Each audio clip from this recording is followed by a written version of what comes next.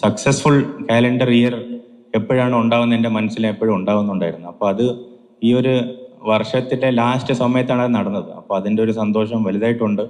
അപ്പോൾ ആ സന്തോഷം എനിക്ക് മാത്രമല്ല, എനിക്ക്, എൻ്റെ കൂട്ടുകാർക്ക്, എൻ്റെ വീട്ടുകാർക്ക്, എൻ്റെ നാട്ടുകാർക്ക് എല്ലാവർക്കും ആ ക്രെഡിറ്റ് കൊടുത്ത് തന്നെ ഞാൻ മുന്നോട്ട് പോകുന്നത്. കാരണം ഒരു ആളുടെ കൂടെ നന്നായിട്ട് ചെയ്യുമ്പോൾ കുറേ ആൾക്കാരുണ്ടാവും. പക്ഷെ എൻ്റെ കൂടെ ഞാൻ മോശമായിട്ട് ചെയ്തപ്പോഴും എനിക്ക് പ്രശ്നങ്ങൾ ഉണ്ടാകുമ്പോഴാണ് ആൾക്കാരുടെ കൂടുതൽ എൻ്റെ സപ്പോർട്ട് ഉണ്ടായിരുന്നത്. അപ്പോൾ അതിന് ഏറ്റവും നന്ദി പറഞ്ഞിട്ട് മുന്നോട്ട് പോകുന്നു. 2024 അങ്ങേയറ്റം കടപ്പാടുണ്ടെന്ന് സഞ്ജു സാംസൺ. കരിയറിലെ ഏറ്റവും മികച്ച വർഷം. ടെസ്റ്റ് കളിക്കാനും സഞ്ജു സജ്ജമാണ്. ടീം ആവശ്യപ്പെടുകയാണെങ്കിൽ ഞാൻ ഉറപ്പായിട്ട് ഇന്ത്യക്ക് വേണ്ടി ഉറങ്ങിക്കിടക്കുമ്പോൾ വിളിച്ച് കളിക്കാൻ പറഞ്ഞാലും പോയി കളിക്കും. അങ്ങനത്തെ ഒരു സന്തോഷമുള്ള കാര്യമാണ് അത്. രാജസ്ഥാൻ റോയൽസ് ടീമിലെ മാറ്റം പലർക്കും ആശങ്കയുണ്ടാക്കുന്നുണ്ട്. പക്ഷേ ടീമിലെ എല്ലാവരെയും കൂടെ നിർത്താനും കഴിയില്ല. ചഹലും അശ്വിനുമൊക്കെ തനിക്കെതിരെ പന്തെറിയാൻ വന്നാൽ എന്തു ചെയ്യുമെന്നും സഞ്ജു ചിന്തിക്കാറുണ്ട്.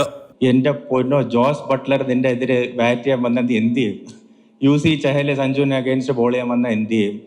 അശ്വിൻ ബോൾ ചെയ്യാൻ വന്ന എന്ത് ചെയ്യും? അപ്പോൾ അതൊക്കെ കുറച്ച് ഈ IPL ഒരു മസാല അങ്ങനെയാണ്. ഡെഫിനറ്റ്ലി അങ്ങനത്തെ ഒരു സംഭവമാണ്. നമുക്കൊന്നും ചെയ്യാൻ പറ്റാത്തതുകൊണ്ടാണ് നമ്മൾ ഈ തീരുമാനം എടുത്തത്.